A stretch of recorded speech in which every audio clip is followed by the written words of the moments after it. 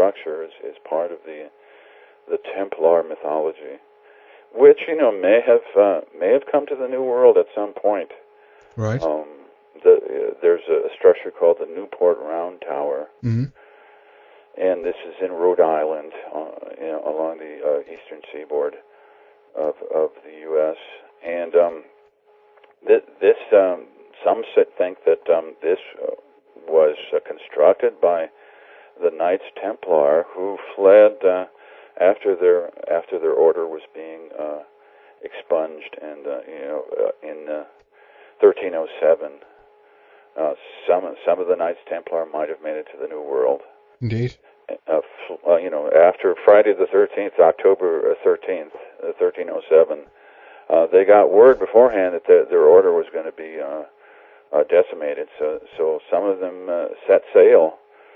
Some believe that they went to Scotland, to Rosslyn Chapel, but others believe that they went across the Atlantic and went to the New World and built this Newport Round Tower. So these round towers, are in the Southwest. They're in New England,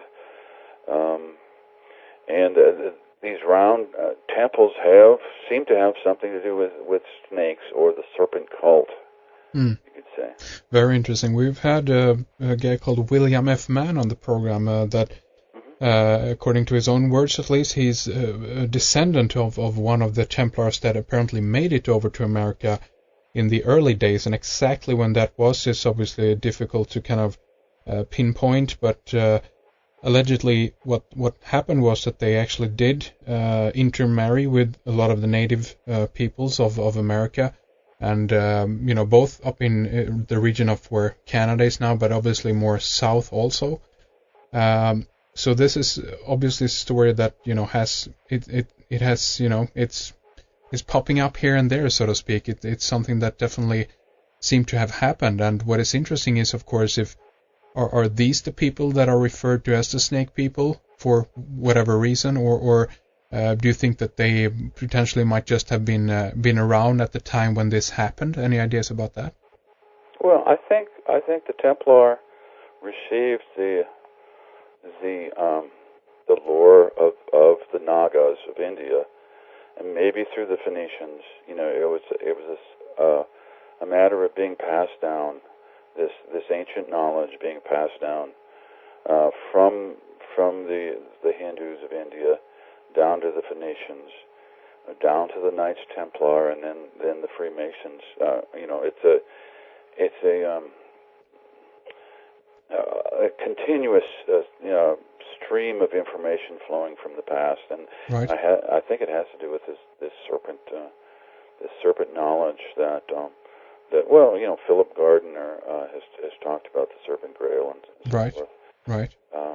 So, I mean, is there any kind of connotation towards, this were people that were very, evil, or were they friendly? Were they, benevolent? Well, I think the evil part comes as an interpretation of the Christian Church. They had tremendous psychic power and the power of the Kundalini, the serpent fire going up the spine. It was a way of enlightenment that the Christian Church did not want to acknowledge, or certainly not to propagate, but even acknowledge this way of enlightenment. So they turned the serpent into an evil being, and Satan, and the tempter in the Garden of Eden, and so forth. Right, right. But I think originally the serpent was a very powerful spiritual way to a spiritual path that meditative techniques surrounded this particular serpent cult. And I mean, do you think that because if we think about it, the Templars, of course, are obviously they're a Catholic order. They're still a branch of the Roman Catholic Church, and obviously there's disputes going back and forth whether or not they really broke from it was the Catholic Church that they thought that they were getting too powerful, and they basically gave the order, along with the King of France, to get rid of this, the Templars, because they were gaining too much wealth and too much power.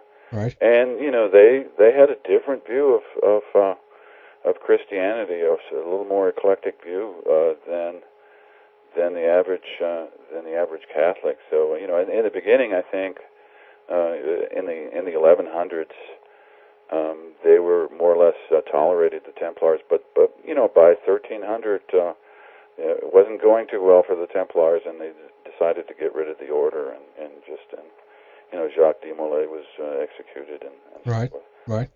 But now we're back in today, so to speak. But again, it's interesting because, as you said, this is a stream of information that is coming out, and new stuff is coming to light all the time. And what I just want to mention and pop in there is that now the Templars are, back in the bag again. They're, shaking hands with the Pope again, and things seem to be okay. Oh, that's right.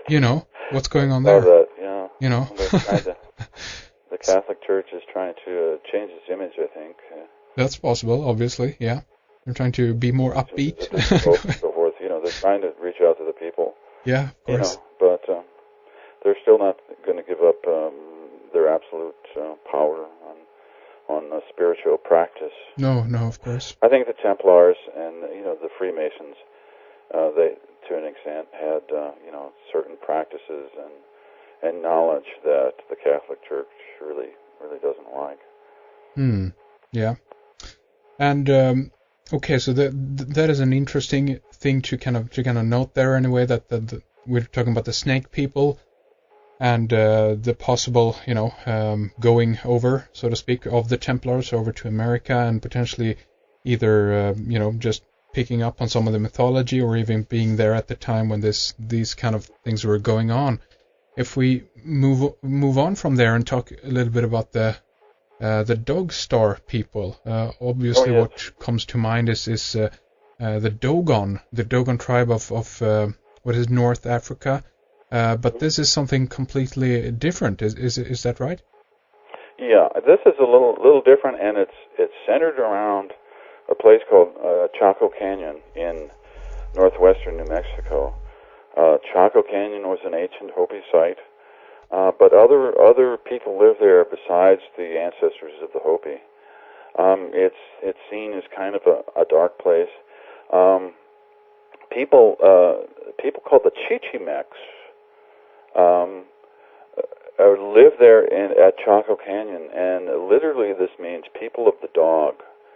Chichimecs hunted with bows and arrows and used dogs. And this group eventually migrated south into Mesoamerica, and they later formed what became the Aztecs. So they're kind of the forerunners of the Aztec people in Mexico. But they were living in Chaco Canyon. And what's significant to me about this, it goes back to the star correlation theory of the American Southwest.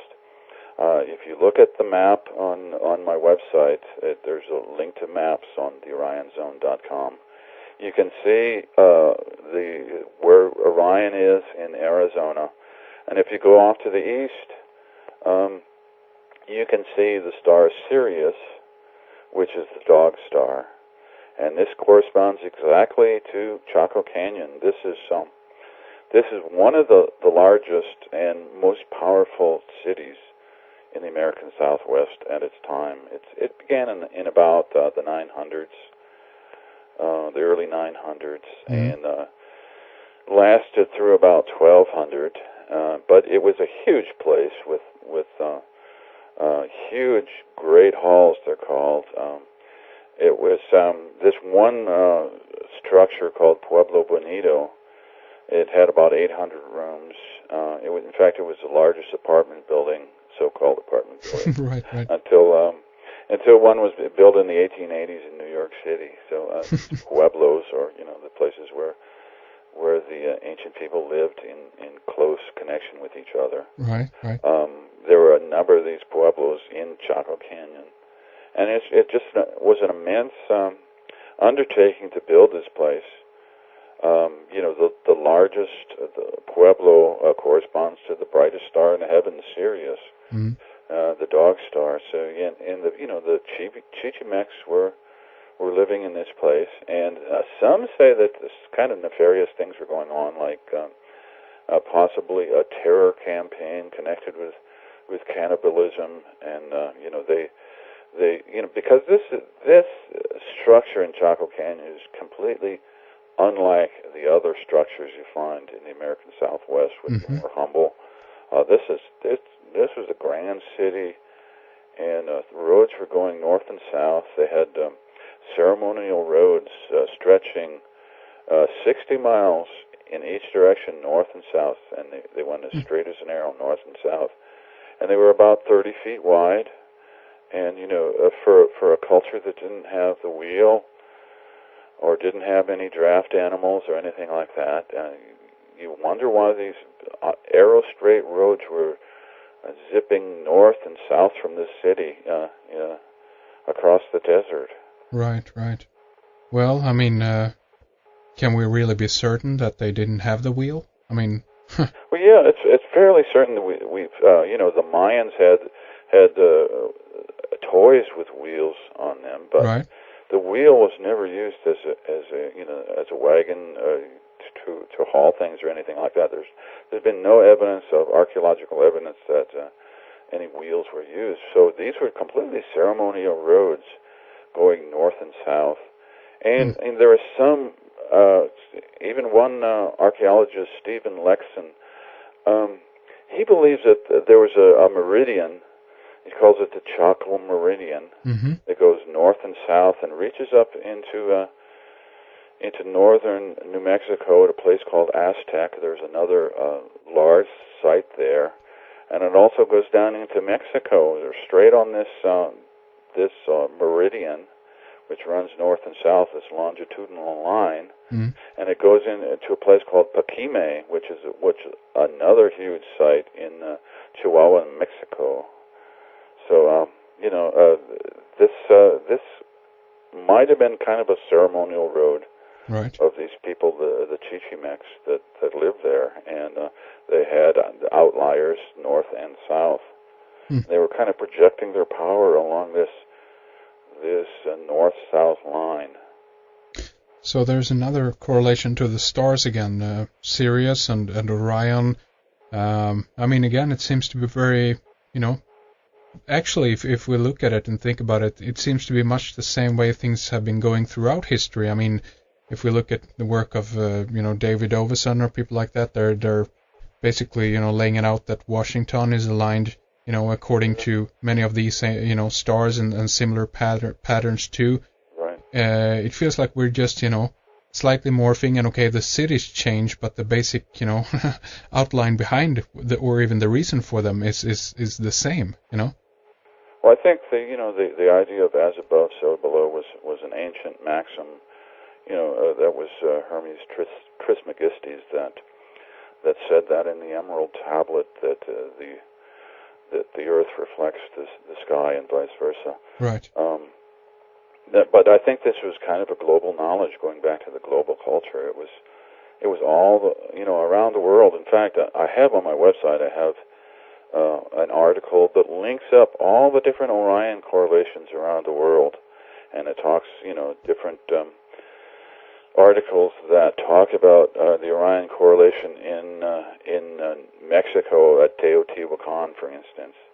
And the Orion correlation in Scotland. There's one there. There's one in Italy. Right. A colleague of mine, Rob Milne, is working on Orion correlations in South Africa. So these seem to be all over the world acknowledging this power of Orion in the ceremonial life of the people. Yeah, very interesting. And you know what? We're running out of time here in our first segment, but we're going to continue talking more in the members section, and I'd love to get into some more material actually regarding Freemasonry, because I know that you have some pretty interesting information there regarding Masonic temples being found and things like this. I definitely want to talk more about that.